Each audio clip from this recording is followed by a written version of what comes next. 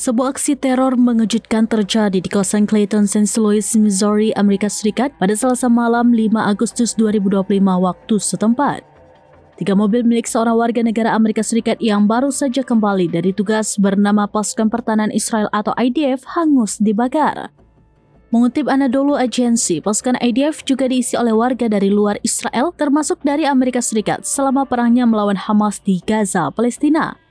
Sementara terkait teror di jalan dekat mobil yang terbakar terdapat grafiti bertuliskan "Matilah IDF" disemprotkan di lingkungan perumahan Westmoreland Avenue.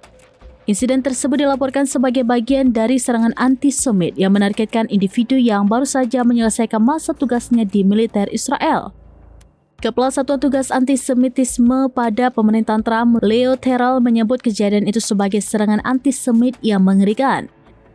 Ia mengungkapkan bahwa tidak lama setelah kembali ke rumah orang tuanya, sang prajurit dan keluarganya langsung menjadi sasaran intimidasi, mengutip Times of Israel pada Rabu 6 Agustus 2025.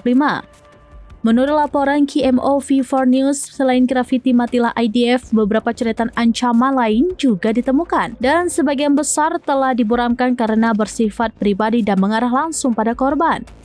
Kepolisian setempat menyatakan sedang menyelidiki peristiwa ini sebagai kejahatan kebencian, sementara 1 orang tersangka telah diamankan.